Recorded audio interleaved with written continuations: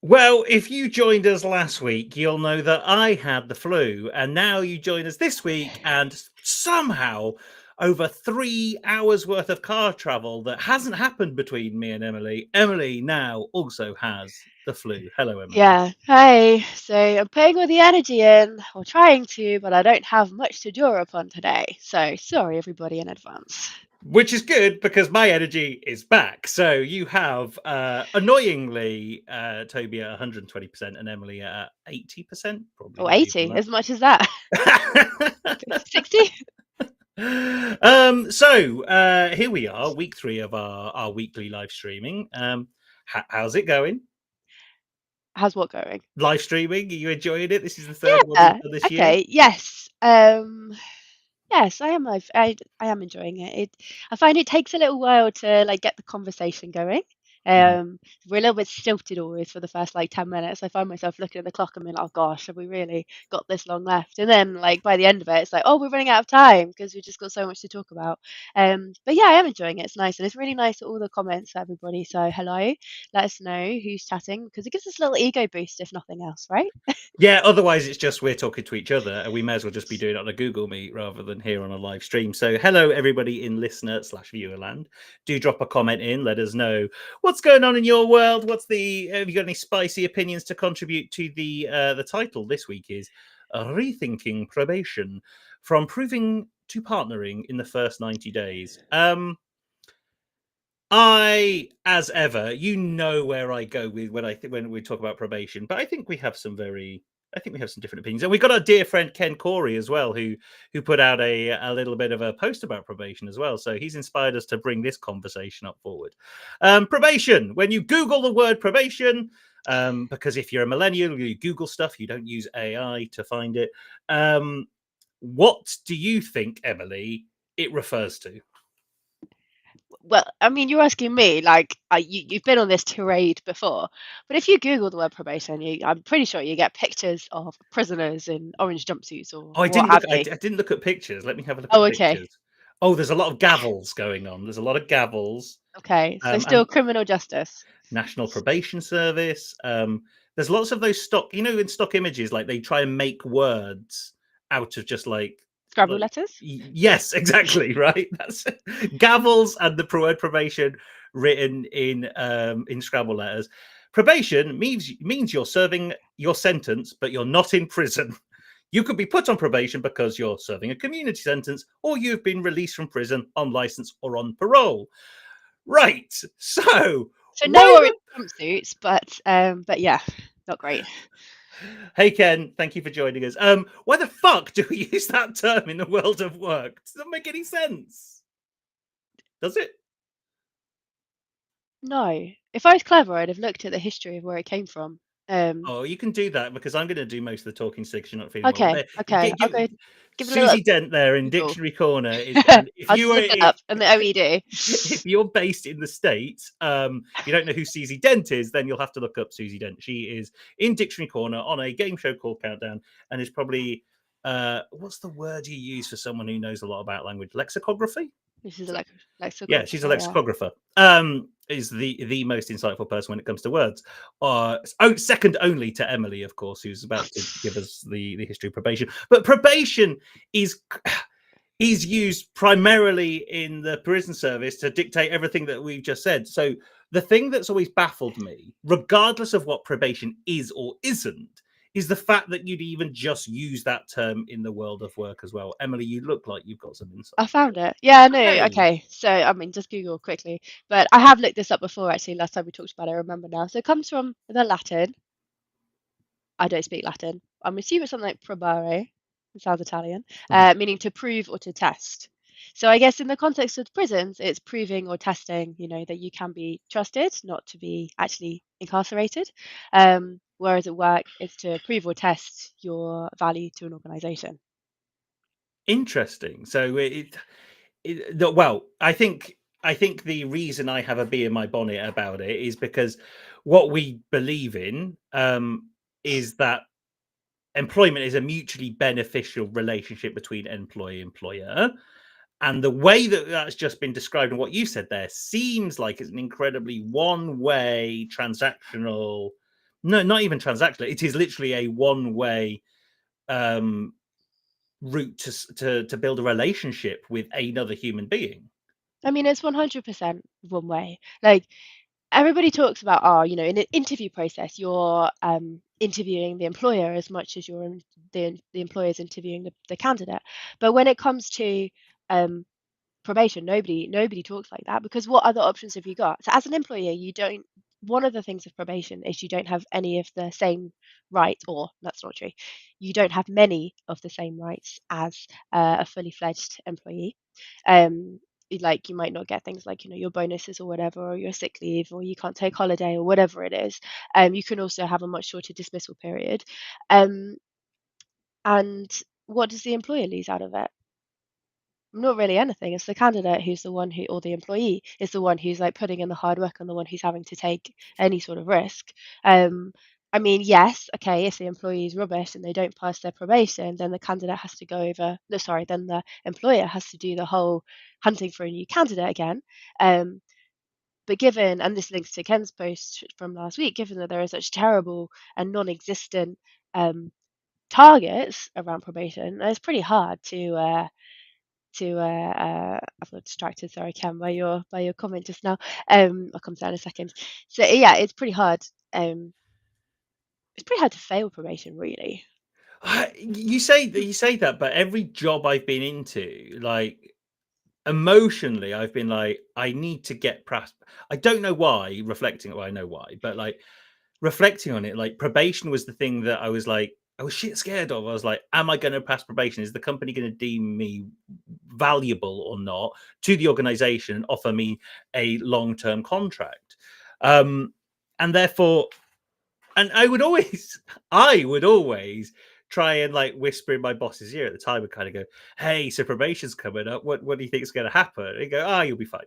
And like very, very dismissive of like all the managers I've had have been very dismissive of the process. It's Now, formality. well, but that's it. But it never, for me as an employee, it's never felt like a formality. It's felt like I have to get through that. I have to get through this stage of proving. Otherwise, I am at risk, right? Of me not having any, I don't know, say in what my future looks like. But this is in part the problem, right? We could go back to what we talked about in our live stream last week, and some of the stuff Dara was saying about this process and policy is there to kind of um, it's kind of there to mitigate the worst actor within an organization, right? So there is that, but then there is this also that it is that one way thing that I have no say realistically going into this scenario. Probation doesn't benefit me as an employee, apart from me making feel shitty about myself. Anyway, you said Ken had a few comments. What's Ken saying? Yeah, so I'll come to your second one first, Ken, if that's all right. So hard to fail probation, really. I mean, fair. My experience is not necessarily reflective of the whole world. I fully accept that. I think that in a lot of cases, probation is the the targets set around probation are kind of tend to be lower, because if you're looking for somebody, it's very hard based on the candidate you're hiring, right? Like, if you have excellence and you have stretch targets, that becomes really hard, and then it would be harder for people to pass probation, right? And obviously that's not better for anybody. um Maybe in engineering, I mean, I know a lot of people in software engineering, we've had this conversation before about how they're just kind of, you know um a formality again. But maybe I will accept that in some places it is quite hard to do it. And then the second to pass, I mean, so I'll accept the correction. And then in some your other comment, Ken. So when you wrote your article, you meant a temporary relationship, so a contract role or project work as well. You talking about that in the context of your kind of your benefits, but I think the thing for me is that well, when you wrote your whole post, I kind of want to look at like the whole root cause of the issue really and what we're trying to solve, because I know that a not very popular um side effect of I need to turn these comments off, Toby. They're way too distracting for You me. just said a comment about stretch targets. I was like, oh, let's get to that one. But yeah, Yeah. carry on. Right. So let me just say the thing about and I saw your conversation with Anton. So if you haven't seen it, go and check it out. In fact, maybe Toby you could bring up on the screen in a little bit about a kind of a temporary relationship between worker and employer, like maybe as a sort of a trial thing. And like I get it in principle, but I also it just wouldn't work for an awful lot of people. So I think you would really need to design it based on the type of person and the role that you had in mind. Um, because for a lot of people, like if you're in a job, particularly a PAYE role, you can't just pick up a contract role on the side. Might be against your contract that you have with your current employer. Might be that you would have to take holiday, which you don't have, so then you'd be at an immediate disadvantage. Or it might be that you can't. You'd have to give up your other role first, and then go on to a temporary role, and that might not be the kind of thing that you're looking for at that stage in your life. So you've got to think about the people who you're advantaging or disadvantaging and whether you're okay with that or whether that works for the role you're in. If you're in a role like, I don't know, content design, for example, that's like one that's full of lots of freelancers and lots of contract roles, so it's not really such a big deal. Whereas a lot of other roles are very much like entrenched in the PAYE role world. So I get it because it minimizes the risk on behalf of the company to take people on a trial basis. But I think the power imbalance is so great, and being, I mean, quote unquote, a gig worker, somebody who is either freelance or what have you, it just really doesn't work for everybody. And it goes back to a little bit again what we talked about last week is like why does someone want to be employed? What are the motivations to being employed? Because being employed isn't for everyone, but it sure as hell is for a lot of people. A lot of people do it, and a lot of people are satisfied with what the employer-employee relationship can offer them. And so I mean, one of the things I hypothesized a while ago, and I think it's similar to Ken's post, not the same, but even just rewording it right. So the thing that annoys me the most is the word probation. I don't think is the right terminology. I think if you look at kind of product design, it's kind of a trial period between both parties. Both parties are trying to figure out, do they get the products and services they want out of the other party. Now, however, dot dot dot, that doesn't really, that kind of goes against why you'd have a go for a job in the first place, because like the way we work at the moment when we go into employment is we don't go into employment contracts and all that kind of stuff to kind of test to see whether that employer is going to be the right fit for us.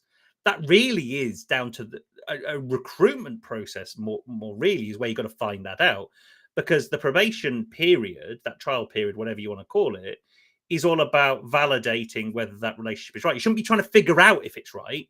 You should know with some certainty that that is the right relationship for both parties. You're just validating it. And if someone's going to do something that shitty in those 3 months, it's probably that if they did it any time during employment, it would still be cause for dismissal or a review of contract or all that kind of stuff. And I think that if we think about induction onboarding here as well, is that there is always this elusive metric of speed to competency that A, define competency, and B, how do you measure it? Different for every organization, different for a lot of jobs. But that only works for those transactional jobs. I think we talked about manufacturing, right? Because we were talking about beer production, cans of beers produced, blah, blah, blah. But in a sales role, I've talked to you about this, in a B2B sales role, your lead time on sales is anywhere between 12 to 24 months. So in no world are you going to be able to prove that as a salesperson in that world that you're going to have the impact that you've said you're going to have in the interview and the employer wants you to have, which is why forget stretch targets for a minute, Ken, but any targets whatsoever, unless you can directly kind of say, and this is where presenteeism rocks up, is like, did you turn up and did you respond to messages on time? Cool, then you've met to the minimum acceptable criteria to be employed at this company. What are the what does that kind of prompt from you in your thinking? Well, yeah. I mean, if we take, so when we did some research, I say research, when I scoured the internet looking for information on productivity, most estimates are that it takes 3 to 6 months to get up to speed in an organization. And some companies, or there was some research that said it can take as much as 8 months or 10 months. So if we take that to be working at your best, even if we take the minimum rather than the middle of those figures, you're still looking at 3 months to get to your best. So then you would be working at your best just as your probation finished, I suppose. That springs to mind. But also, it is very hard to define targets.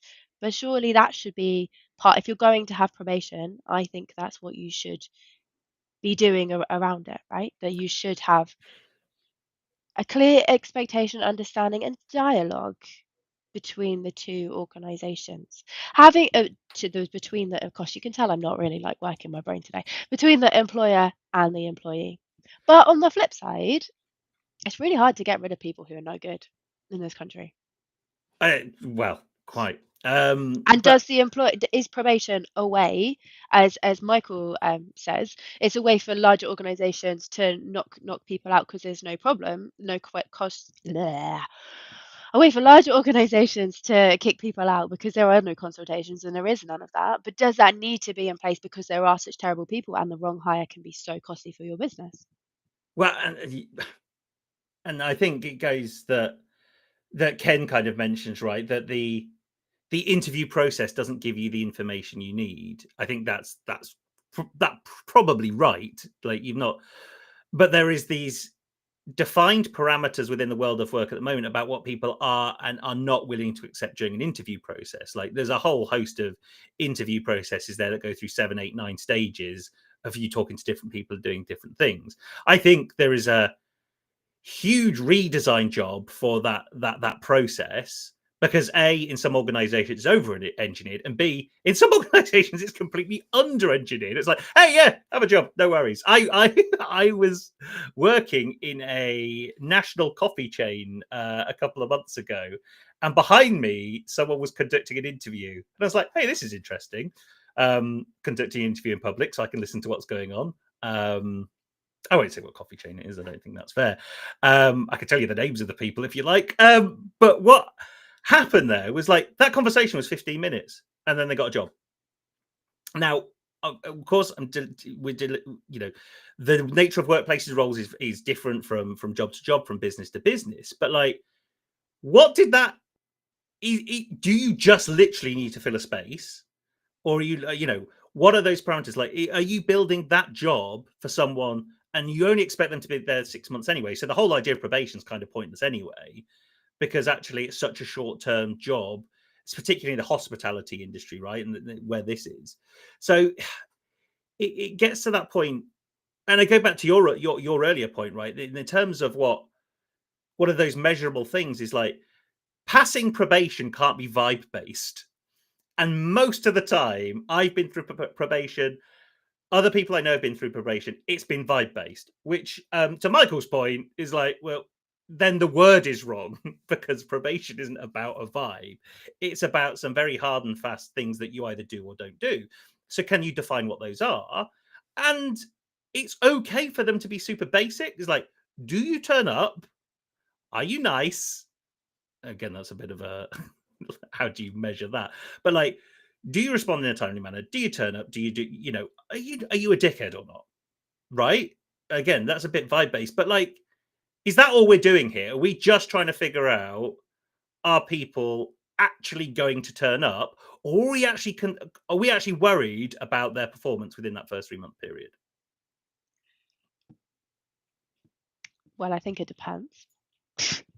That's such a cop out answer. It depends. I think it's a business's way of protecting themselves.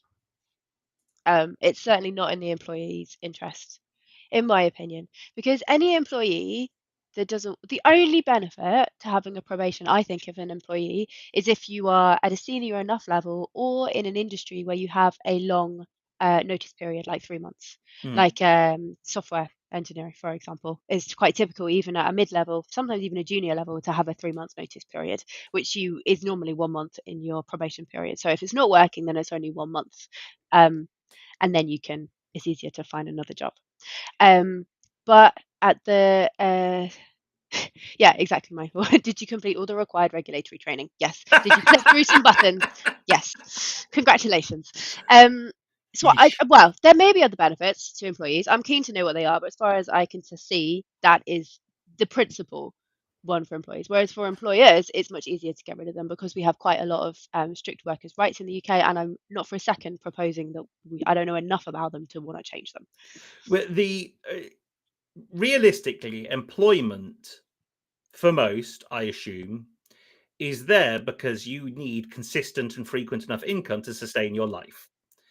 Any pause in that income, generally, especially in this goddamn economy, any pause in that is going to be at a detriment not only to your lifestyle, but also your ability to spend, not just spend, but even just pay your bills, your mortgage, your rent, whatever you've got paying in. So we've built a society where having a break in employment is pretty difficult. So therefore, if you look at notice periods and probation, what you essentially need to be covering there from an employee perspective is that regardless of what decisions made at any of those points, is that there is no break in employment from going from one job to another. That also works from an employer perspective as well, right? That what you realistically want is as little bit time between having a vacancy opening and being filled. And Well, of that is course. for an employee though as well, right? They want as Yeah. little time of being unemployed as possible. So it seems like there's this ubiquitous understanding that, oh, well, 3 months is probably about right, probation, notice periods, all these kind of things. But when you have it as a hard and fast policy, that doesn't account for economic changes. So if we look in the past year, 2 years probably, I imagine it's taken more than 3 months to find a job on average from the stories I've heard and all that kind of stuff. And so therefore, actually, what can you do to increase that? Now, it sucks as an employer because it's going to cost you more money. But realistically, you're looking at then adapting your process and systems to flex with both the economy and the needs of your people. Yes. Cool. So we're just going to make policy or like at scale, that's going to be quite difficult to achieve. Or is it though? Is Yeah, the so give me a specific example of what you're talking about. Well, my thought process here is right. I join a company and I'm going, this company's going to be amazing. I'm going to be here for like 5 years. I can't wait. It's going to be great. And then throughout the probation period, what it transpires is actually this employer is absolutely crazy in what they expect me to do. And they've lied about everything. Now I need to go and get a new job. So now I'm at this point where, look, if I felt enabled to, I'd say to this employer, look, this isn't what I expected. This isn't what I thought it was going to be. I'm going to start looking for another job. Now, what an employer will probably do then is, well, they haven't passed probation.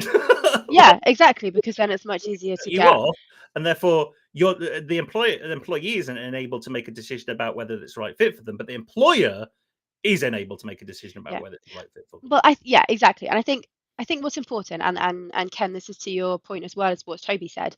To an employee, it's really important to understand the environment, agency, what business is actually doing. Yeah, it is, and that's what Toby's saying too. But my point, and I think Toby's as well, is that probation doesn't really affect that. The only difference in probation is how long you've got for your notice period, because very, very few people are fortunate and privileged enough to be able to leave a job without another job lined up.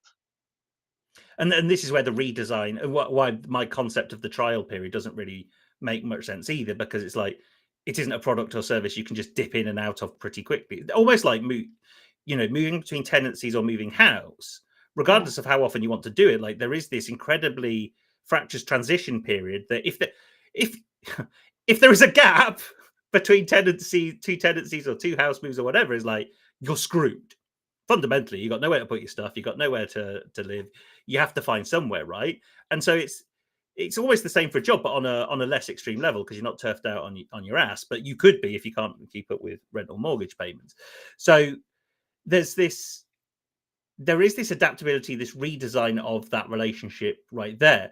But I also think, is it like, do you hate when you bring reality into it? Sorry. Dollops of reality. That's why Emily's on the live streams, because she takes my airy fairy ideas and shoots them down. No, brings reality to it, which is very, very important. But I wonder, and this is quite a ballsy move for an employer to do, but it's like, put your money where your mouth is. If you think you're actually that good an employer, and just say, hey, whether you like working for us or not, we're going to pay you 3 months' salary. If you decide to leave, that's fine. We're still going to pay you 3 months' salary. What? From the beginning, or once, or what? I don't know. Maybe from the beginning. Yeah, from the So beginning. from the beginning, not paying it all at once, but to say at the beginning. Yeah, that no, it's just you're, here's a pile of cash. See if you like working for us. But like, to really go out there and kind of go, because when you've got to look at mitigating the risk of like the cost of rehire and all that kind of stuff anyway, and this brand building, all that. So actually, how much in the grand scheme of is that going to cost you? Probably not that much. But like, to have some to move into a trial period as an employee with some security, also from an employer perspective, you're kind of saying, hey, we actually think we're pretty great to work for. We're willing to put our money where our mouth is to make sure that happens. And if you don't agree with us, then we've made sure you've got that safety net to help you go and find another job. as Michael says, putting the legalities into it, you could just start on a FTC fixed term contract. Ooh. There's one way of doing it.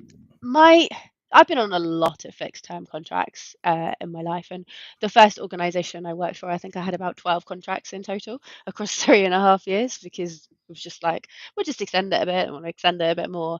But I was in my 20s, and I was just naive, I think, about this is how things work.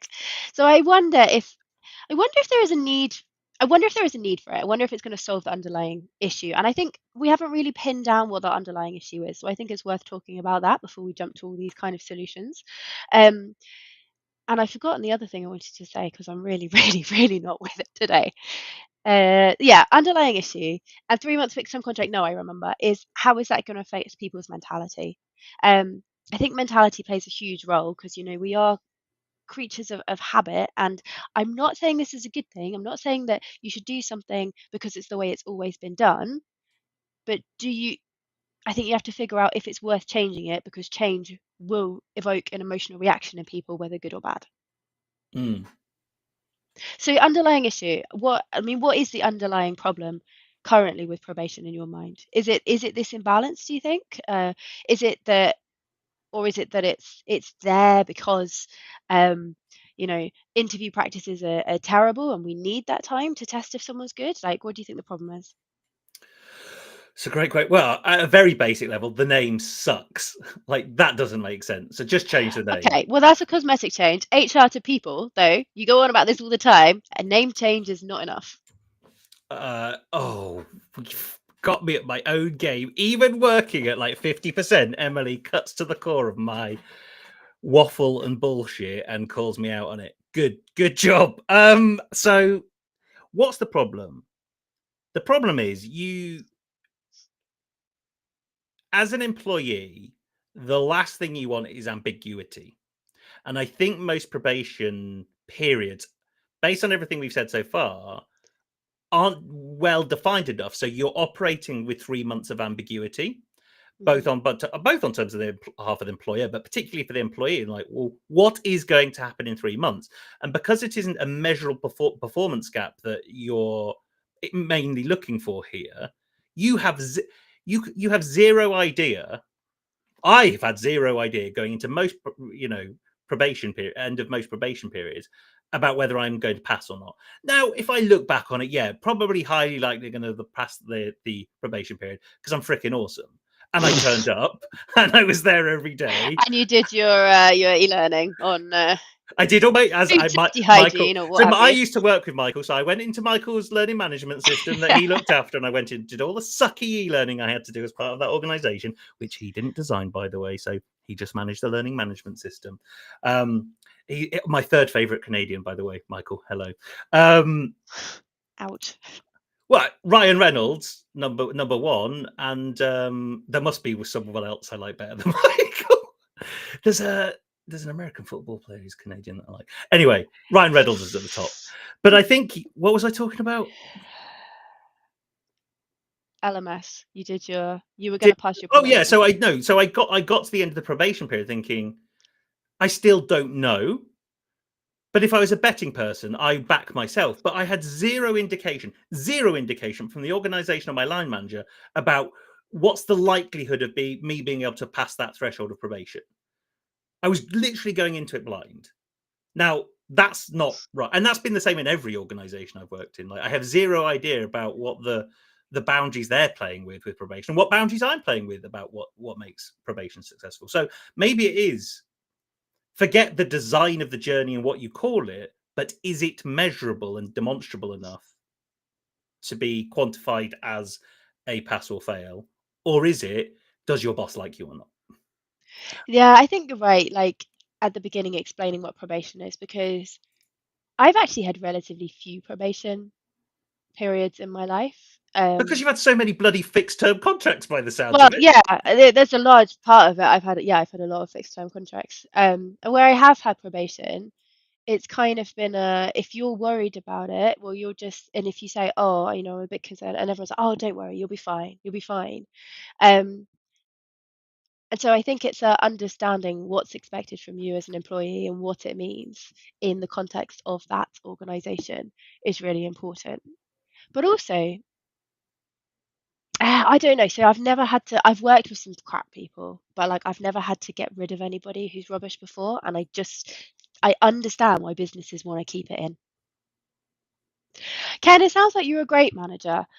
So maybe you just need to teach the rest of the world how to be a better manager Well, and be sorted. Ken and his dear wife Deborah have written a book called "Bad Bosses Ruin Lives," which essentially documents how Ken has been a shit boss for a very long time, and he's had this moment where he's now a great boss. That's not the purpose of the book at all. Ken is generally a good guy.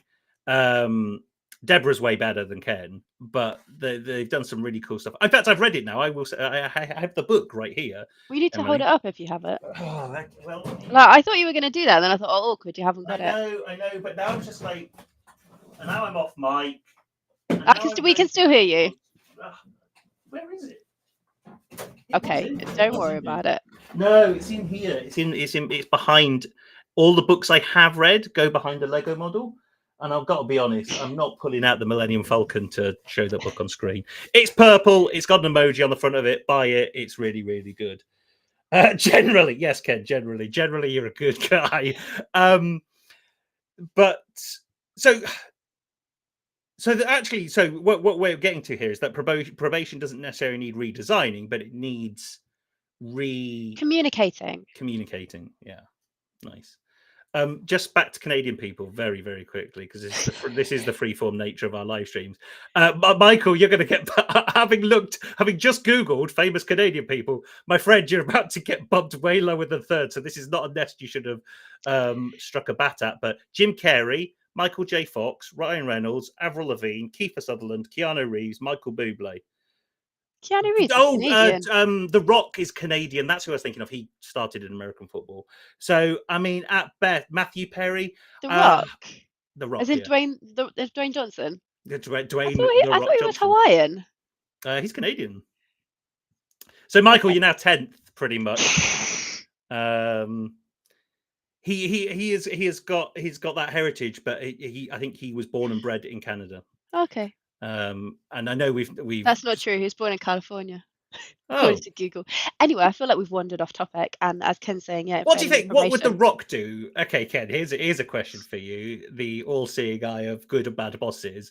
Do you think The Rock would be a good boss? And if so, how would he handle probation? I have an answer. Oh, Ken, go you on. can answer too. No, generally, okay, The Rock, I feel, is a little bit of an epitome of several. He's quite egotistical, right? Uh-huh. If everything that I have heard is true, which may or may not be true, I don't know, but it's stuff like he can't be beaten in a fight scene. That's written into his contract. So I have heard. I've also heard that he constantly exaggerates his height. People who can't accept looking weak or failing, can't acknowledge their own weaknesses, even bizarre weaknesses in their own mind about how they're not 6'6" or 6'2" or whatever. I think that's not somebody who's going to be a great boss because that's not somebody who's showing a huge amount of empathy. Oh, and now we get back to the word that we mention every single live stream so far is empathy, right? It is that understanding. Um, and policy and process is the enemy of empathy. There you go. I'm going to quote that. I don't know if anyone's come up with that quote before. It feels like they should have.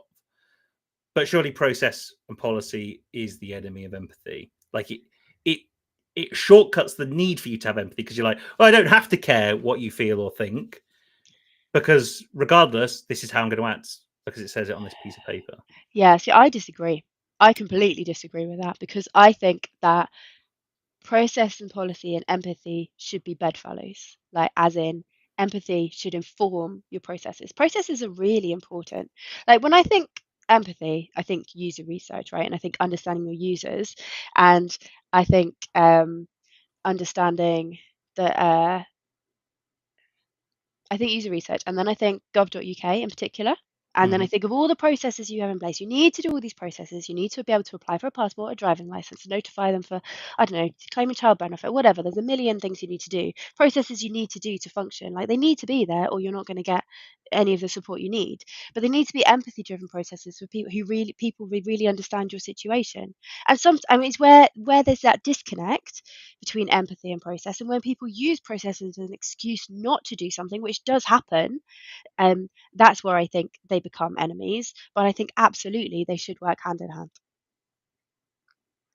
I can't argue that. Um, The other word we haven't mentioned is data yet.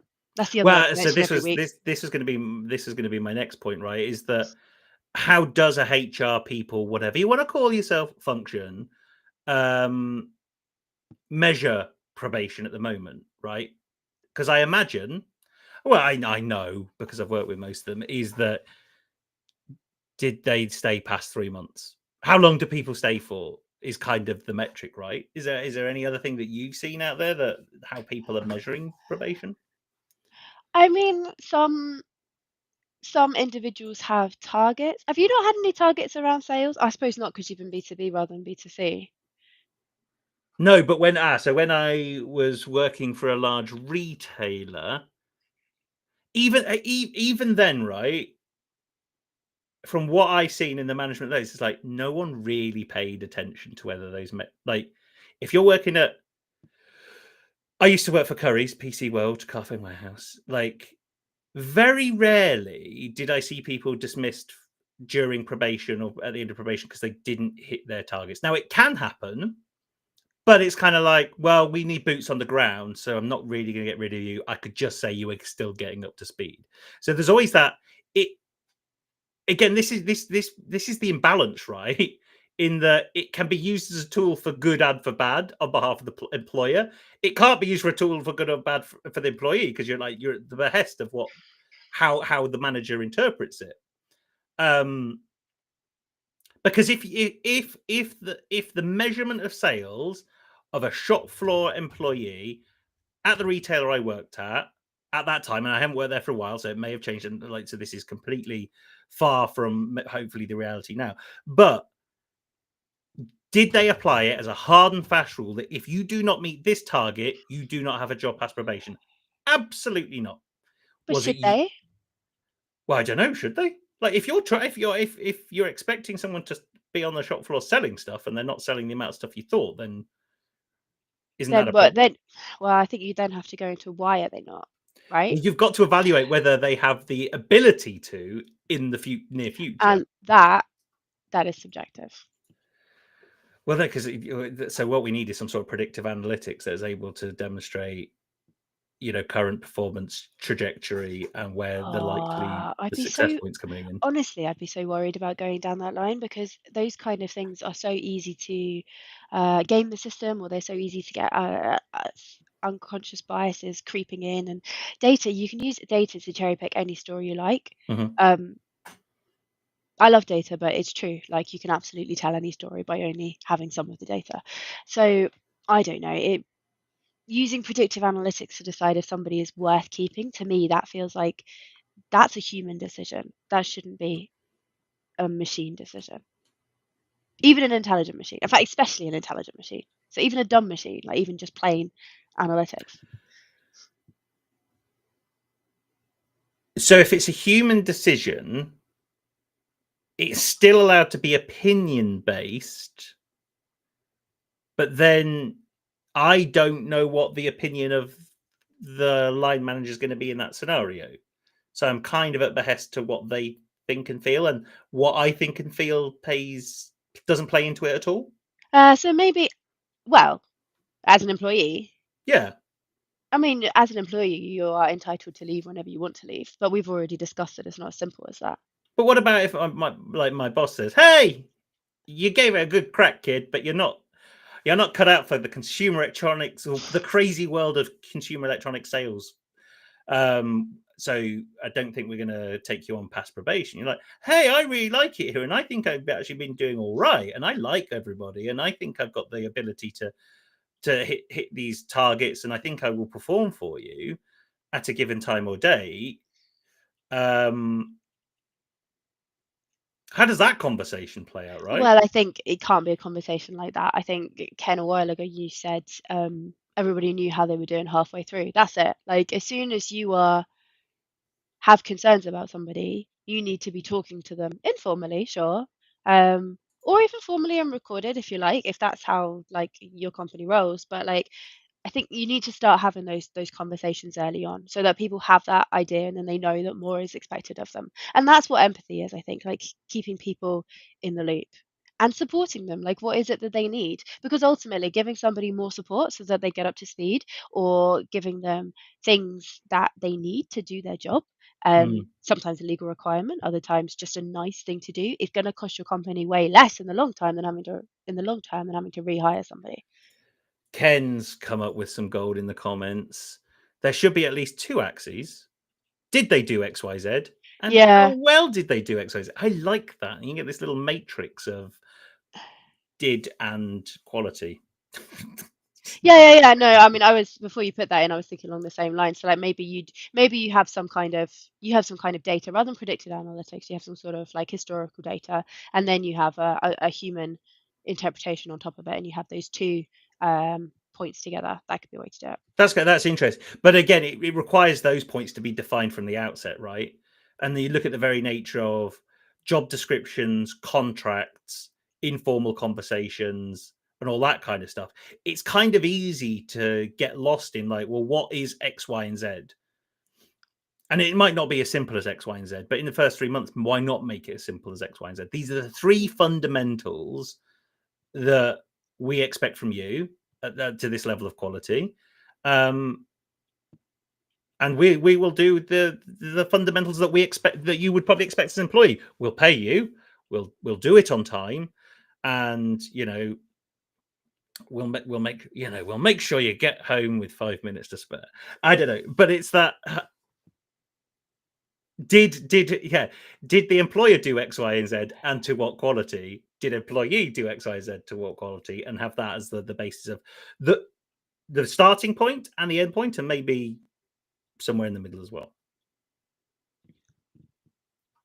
I started reading Michael's comment. We fixed it. Oh, okay. Well, Michael, sorry, we fixed it, mate. We're going to have No, to ignore that comment. No, what did he say? Hear me out. Everyone starts on a. Oh, here we go.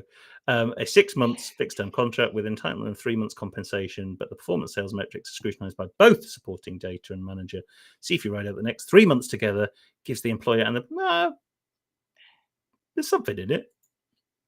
I think the issue here, when we go back to some of the stuff that we talked about, is like the measure of success in your role.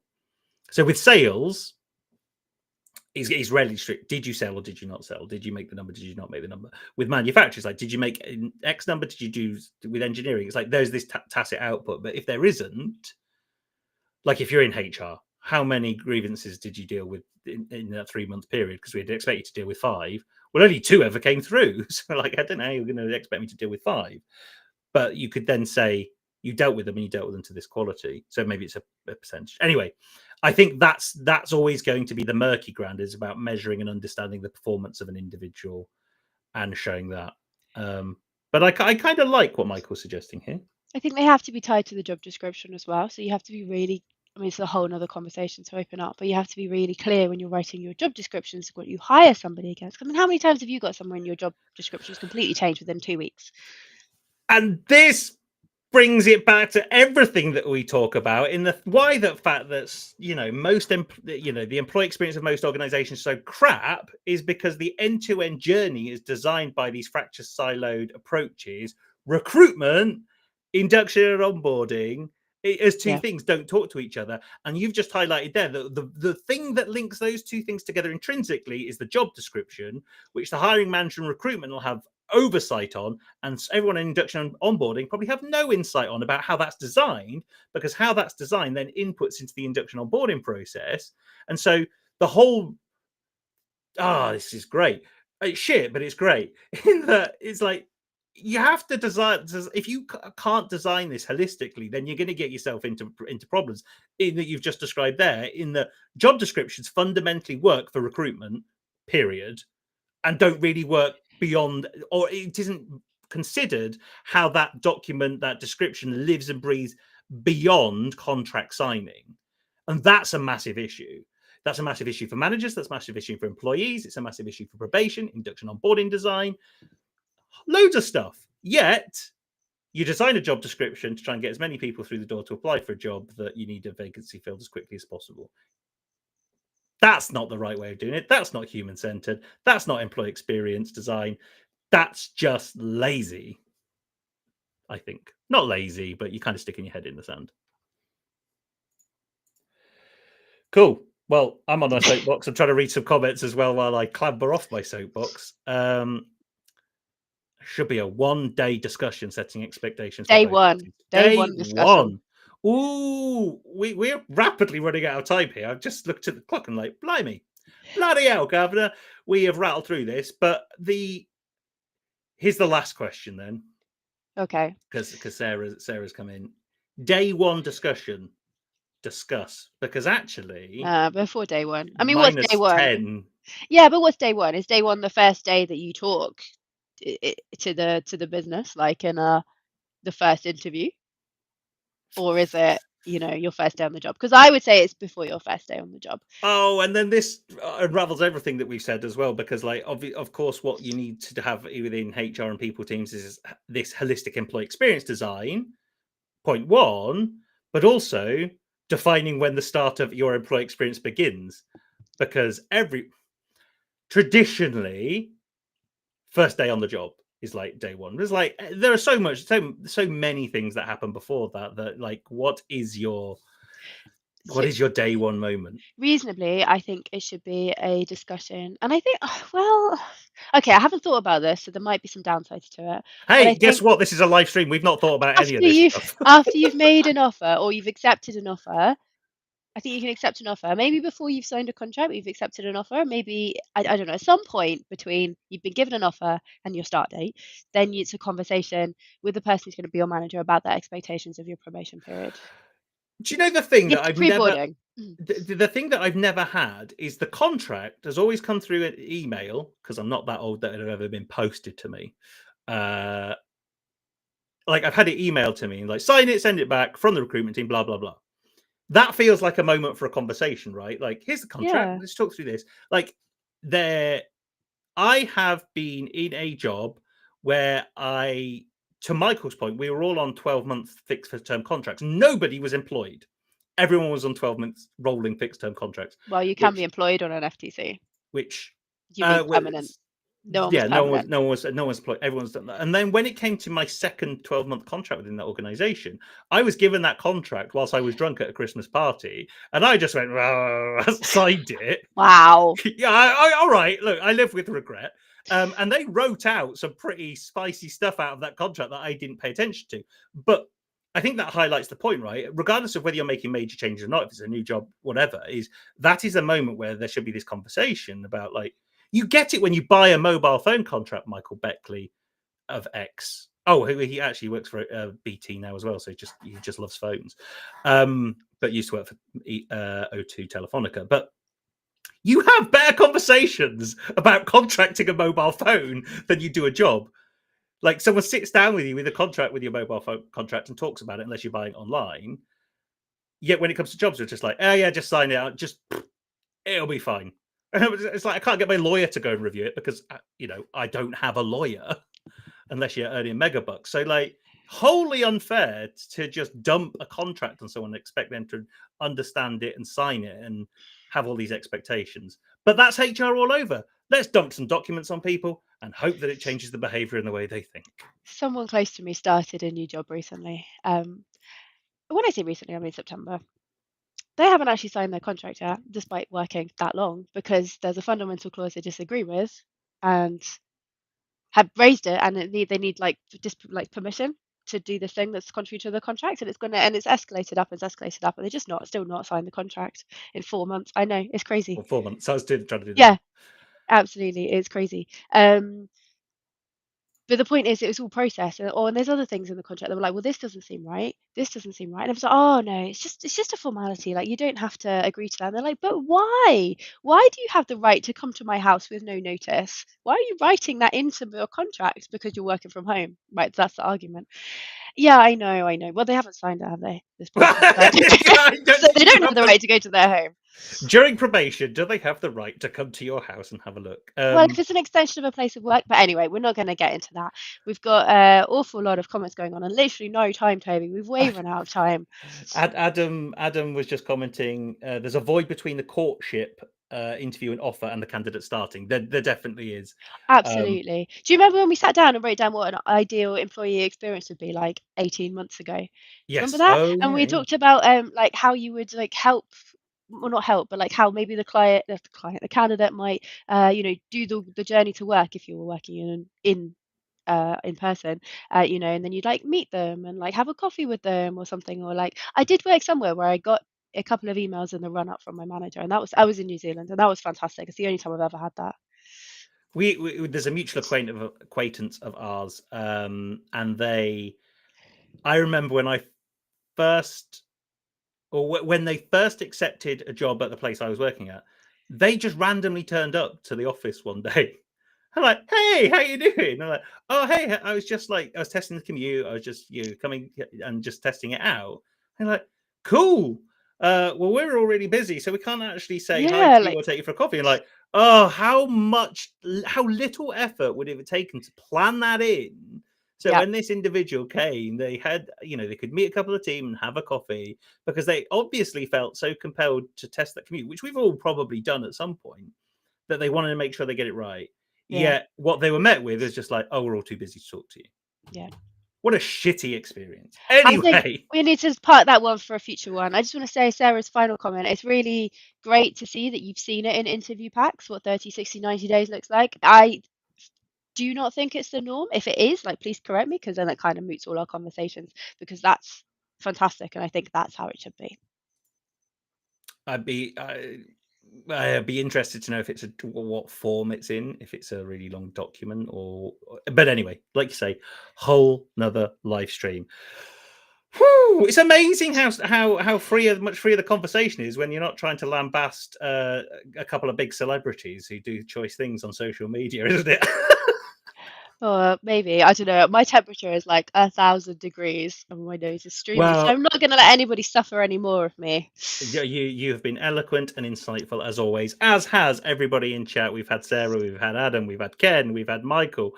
I think they've been the key players today. Apologies if you have also commented and I haven't mentioned your name, but thank you to those four specifically for joining in the conversation on Freeformers Unplugged, where we unplug ourselves apparently and then plug everything back in and do some live streaming, because you can't do live streaming unplugged. So the name is a little bit weird. But with that, we will be back 3 p.m. next week on Wednesday for our next live stream. Thank you, everybody. A good afternoon.